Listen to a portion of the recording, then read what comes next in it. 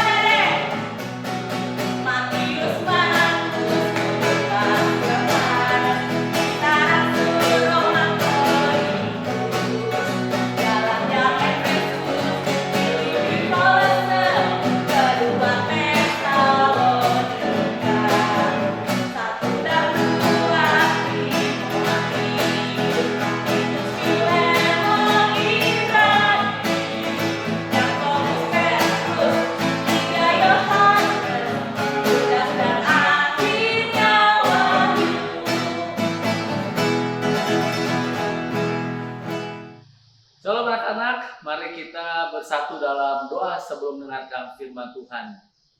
Bapa, dalam nama Tuhan Yesus, kembali kami hendak baca firman Tuhan. Kami mohon kuasa Roh Kudus Allah menolong kami untuk memahami firman Tuhan, menerimanya dan melakukannya. Dalam nama Tuhan Yesus Kristus. Amin. Puji nama Tuhan. Hari ini kita akan mendengarkan firman Tuhan kembali yang terdapat dalam Matius 28 ayat 11 sampai ayatnya yang ke-15. Mari anak-anak, kita dengarkan firman Tuhan berikut ini. Ketika mereka di tengah jalan, datanglah beberapa orang dari penjaga itu ke kota dan memberitahukan segala yang terjadi itu kepada imam-imam kepala. Mereka mengambil keputusan, lalu memberikan sejumlah besar uang kepada serdadu-serdadu itu dan berkata, "Kamu harus mengatakan bahwa murid-muridnya datang malam-malam dan mencurinya ketika kamu sedang tidur." Mereka menerima uang itu dan berbuat seperti yang dipesankan kepada mereka. Anak-anakku yang kasih Tuhan Kristus, kembali kita akan belajar firman Tuhan. Minggu lalu temanya adalah berpaling kepada Sang Hidup, yaitu Tuhan Yesus Kristus. Minggu lalu kita memperingati tentang Paskah Kristus. Di Perjanjian Lama, Paskah memperingati akan peristiwa bangsa Israel keluar dari Mesir menuju kepada tanah perjanjian, tempat di mana Allah menggenapi janji-janjinya. Kemudian di Perjanjian Baru, Paskah memperingati akan kebangkitan Yesus Kristus, adalah Tuhan dan Juru Selamat kita yang hidup. kebangkitan Yesus artinya bahwa Tuhan Yesus telah mengalahkan maut. Dan orang yang percaya kepada Tuhan Yesus, dia ketika mati tidak masuk neraka, tapi dia masuk surga bersama Tuhan Yesus. Sebab Tuhan Yesus bilang, akulah kebangkitan dan hidup. Barang siapa dia percaya kepadaku, dia hidup meskipun dia telah mati. Wow, hebat sekali Tuhan kita. Nah, anak-anak, kita belajar. Jumat Agung itu belajar tentang memperingati hari kematian Tuhan Yesus Kristus. Hari Minggunya Paskah memperingati hari kebangkitan Tuhan Yesus. Artinya apa anak-anak? Artinya bahwa ketika kita bergereja di hari Minggu, tiap minggu kita ibadah, tiap minggu kita ikuti ibadah sekolah minggu, itu sebenarnya kita sedang memperingati hari Tuhan. Sebab hari Minggu artinya itu dalam bahasa Portugisnya Domingo. Dalam bahasa Malaysianya itu Domingo, kemudian berubah menjadi hari Minggu. Dan dalam bahasa Yunaninya artinya hari Tuhan. Jadi anak-anak, kita bersyukur dan bersukacita. Kita tiap hari Minggu kita merayakan akan kebangkitan Tuhan Yesus Kristus itu sendiri. Hebat sekali. Nah, anak-anak, tema hari ini adalah Yesus benar-benar telah bangkit. Sama-sama katakan, Yesus benar-benar telah bangkit. Nah, apa bukti Tuhan Yesus benar-benar bangkit? Yang pertama, kubur kosong. Ketika Maria mau datang ke kubur itu, malaikat datang dari surga, terus ke gua itu, menggulingkan batu itu. Dan ketika Maria datang, malaikat bilang begini, kamu cari siapa, Maria? Aku cari mayatnya Tuanku. Sang malaikat bilang, dia tidak ada di sini, dia sudah bangkit. Wow, yang mengatakan siapa? Malaikat, makhluk surgawi yang begitu mulia, yang agung. Dia mengatakan bahwa Yesus sudah bangkit. Dia tidak mungkin bohong, karena dia pasti kenal siapa Yesus. Karena Yesus adalah Tuhan yang malaikat itu. Dia memberitakan kesaksian yang benar. Yang kedua, batu itu terguling. Nah anak-anak, batu itu tidak boleh sembarangan. Ada yang menggulingkannya. Prajurit-prajurit yang menjaga di situ pun tidak boleh menggulingkannya. Kenapa? Karena di batu itu ada yang namanya stempel kerajaan. Di stempel, tidak boleh ada yang menggulingkannya kecuali perintah dari sang raja. Makanya tidak ada yang bisa. Kemudian batu itu begitu besar karena menutupi goa dari makam itu. Makanya tidak ada yang bisa. Maria pun tidak mungkin bisa menggulingkan batu itu. Prajurit pun tidak bisa karena ada stempel raja. Tidak boleh dibuka sembarangan. Nah yang buka siapa? Malaikat. Malaikat buka dengan ajaib. Malaikat buka dengan penuh kuasa Tuhan. Luar biasa. Yang ketiga, ada kain kafan. Nah, kalau orang di Israel itu, kalau mayat yang sudah mati itu dibungkus dari kain kafan pertama di kepala, kain kedua itu dari leher sampai ke kaki. Nah, kalau orang ada yang curi mayat Yesus, pasti dibawa sama kain kafannya. Tapi ini anak-anak, kain kafannya masih di situ, masih terbentuk situ. Artinya apa? Tuhan Yesus itu bangkit. Tubuh kebangkitannya begitu mulia, itu tidak bisa dibatasi oleh kain kafan. Begitu dia bangkit, kain kafannya tetap. Wah, luar biasa. Hebat kan Tuhan kita? Itu namanya tubuh kebangkitan. Nah yang keempat, Tuhan Yesus ketika bangkit, dia bertemu para murid-muridnya. Dia ketemu Simon Petrus, dia ketemu Thomas, anak-anak. Dan ketika Thomas, bener sih, ini kamu Yesus? Bener gak sih? Kalau gitu, kalau aku cucukkan di tanganku ke lambungmu, aku cucukkan di tanganku, jariku ke tanganmu yang berlubang paku. Yesus menunjukkan, ini lambungku, cucukkanlah tanganmu. Ini tanganku yang berlubang paku, cucukkanlah ke tanganku. Waduh. Berikutnya apa bukti bahwa Yesus telah bangkit? Bukti Yesus telah bangkit adalah murid-murid Yesus, dia berubah total. Murid-murid Yesus bersedia mati untuk memberitakan Yesus yang telah mati dan bangkit itu. Tidak ada orang bisa seperti itu kalau betul-betul dia tidak mengalaminya. Tapi karena murid-murid bertemu dengan Yesus yang telah bangkit, mereka begitu percaya kepada Yesus. Makanya mereka bersedia mati dan memberitakan Yesus yang telah tersalib dan Yesus yang telah bangkit. Itulah anak-anak bukti bahwa Yesus telah bangkit. Nah, dalam firman Tuhan hari ini dari Injil Matius 28 ayat 11 sampai ayat yang ke-15 ada bukti lagi bahwa Yesus benar-benar bangkit. Buktinya apa? Tadi kita lihat ya, bagaimana imam-imam kepala dia kumpul, serdadu-serdadu. Mereka merencanakan kejahatan. Mereka sogok para serdadu. Mereka menyuap para serdadu, dikasih uang. Nih, kamu saya kasih uang. Kamu nanti cerita ya kepada orang banyak bahwa Yesus itu tidak bangkit. Bahwa Yesus itu dicuri mayatnya oleh murid-muridnya. Ceritakan ke semua orang supaya orang itu tahu beritanya. Mereka disuruh berbohong, anak-anak.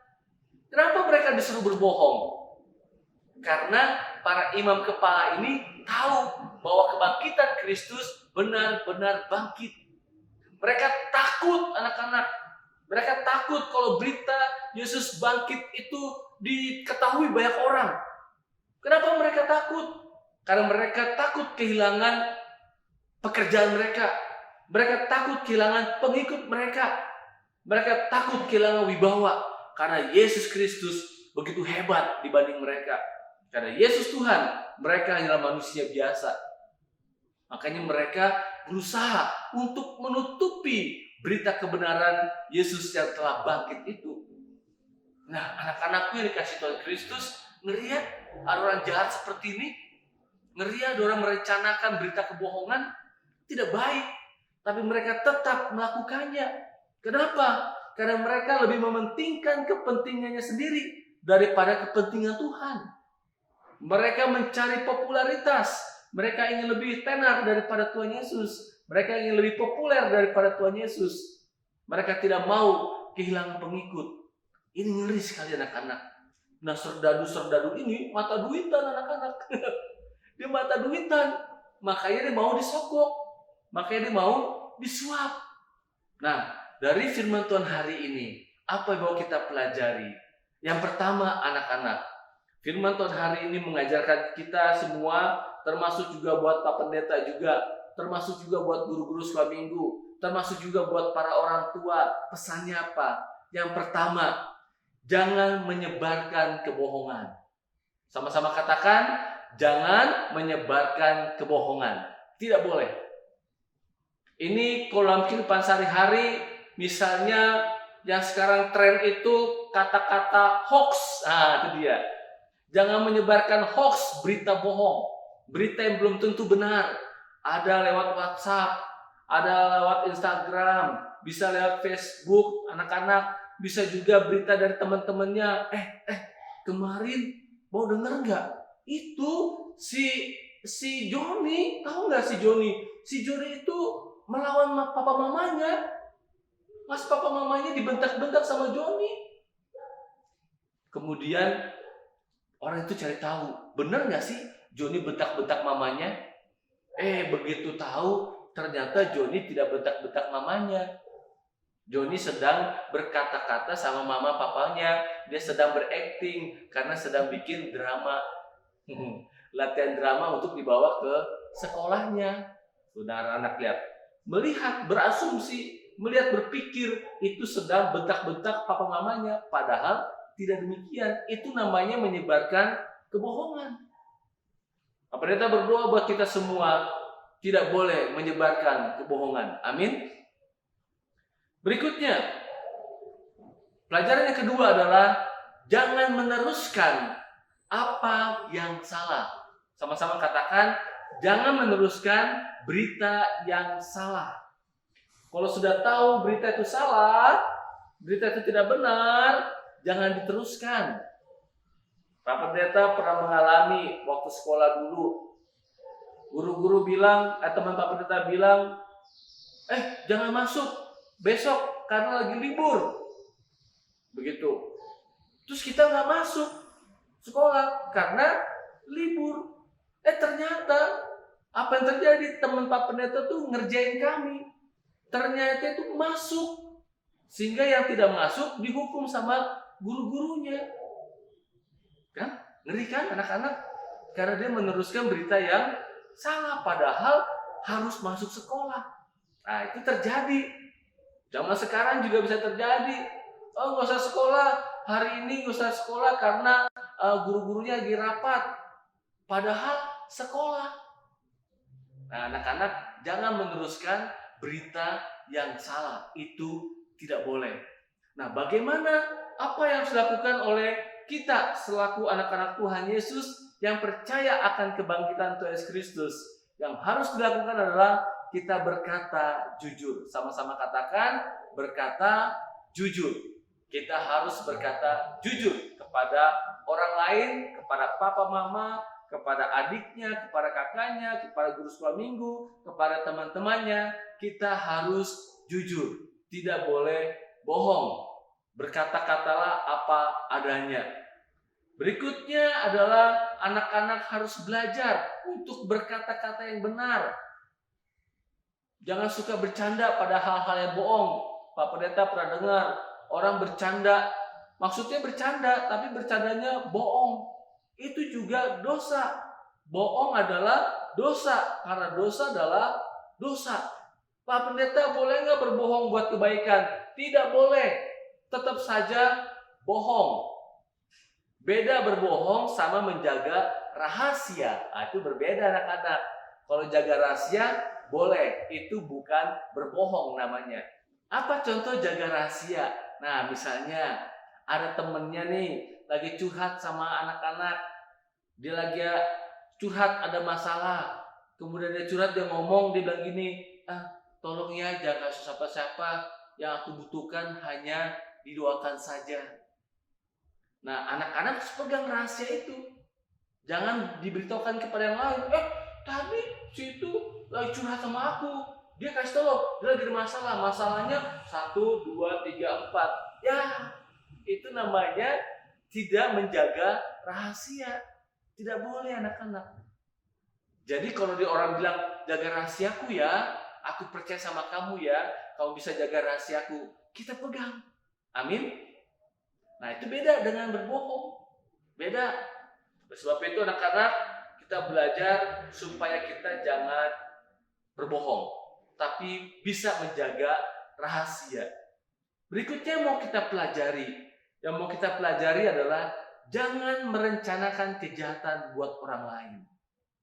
Anak-anak tidak boleh merencanakan kejahatan buat temannya, buat kakaknya, buat adiknya. Tidak boleh. Nggak boleh. Karena ketika orang merencanakan kejahatan, dia sama saja dengan imam-imam kepala tadi yang merencanakan kejahatan, yang bekerja sama dengan para serdadu supaya memberitakan kebohongan kepada semua orang bahwa Yesus itu tidak bangkit, tapi dicuri mayatnya oleh murid-muridnya. Jadi kalau orang yang merencanakan kejahatan, dia persis sama seperti imam-imam kepala ini. Anak-anak mau seperti imam-imam kepala ini?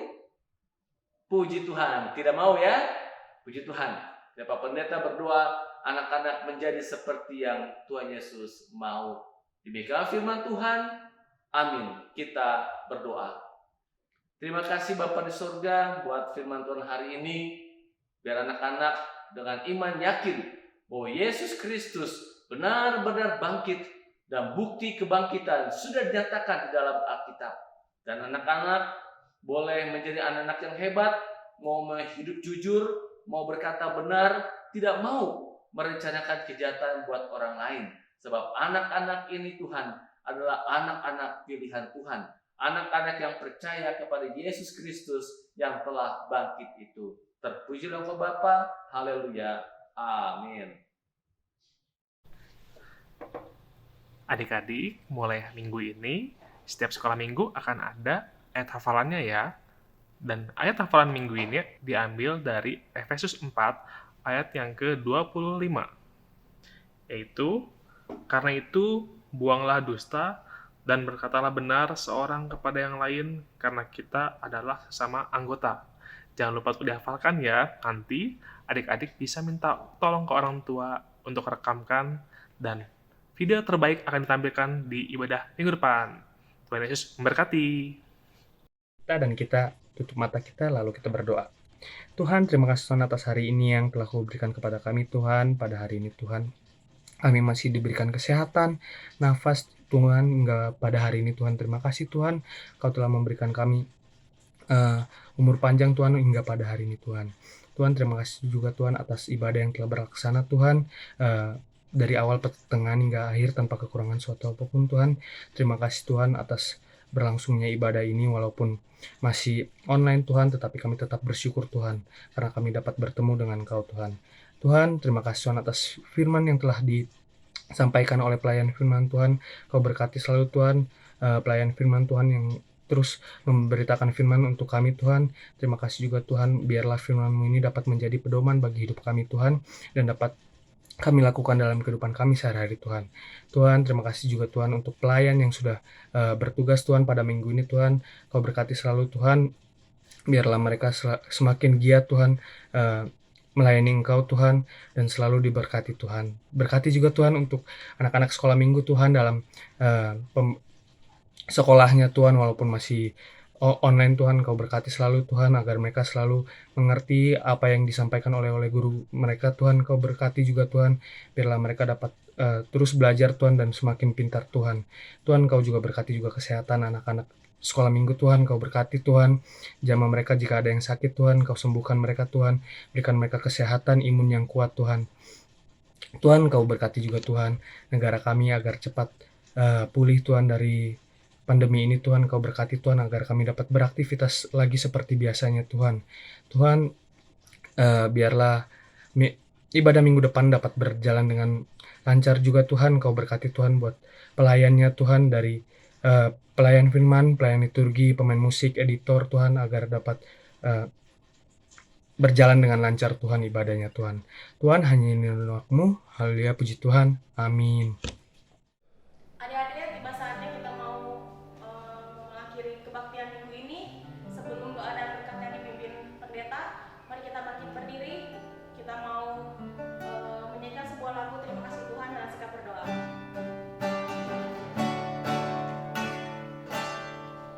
Terima kasih Tuhan untuk kasih serta-Mu yang Ku alami dalam hidupku.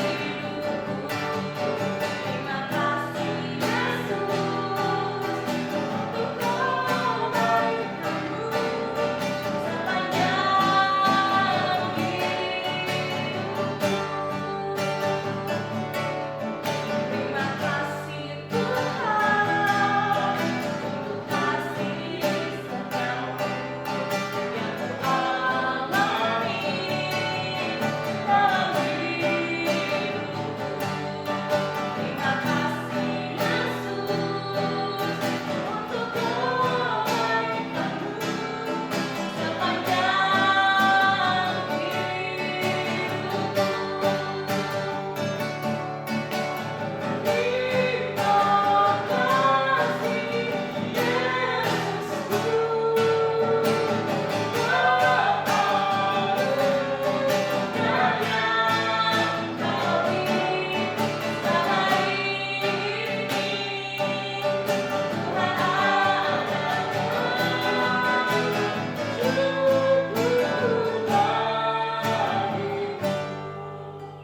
Mari anak-anak kita bersatu di dalam doa. Bapa, dalam nama Tuhan Yesus, kuasa Roh Kudus Allah, terima kasih telah menuntun memimpin kami, guru sekolah minggu, hamba-Mu memberitakan firman, dan anak sekolah minggu yang mendengarkannya, mengikutinya di rumah masing-masing dengan baik. Terima kasih Tuhan, dan saat ini hamba mohon berkat-Mu dicurahkan bagi anak-anak-Mu, dan terimalah berkat dari Tuhan Yesus. Kasih dari Allah Bapa di sorga, kasih dari Tuhan kita Yesus Kristus, serta persekutuan dalam Roh Kudus tinggal mengasihi menyertai anak-anak sekalian dari saat ini sampai selama-lamanya. Amin.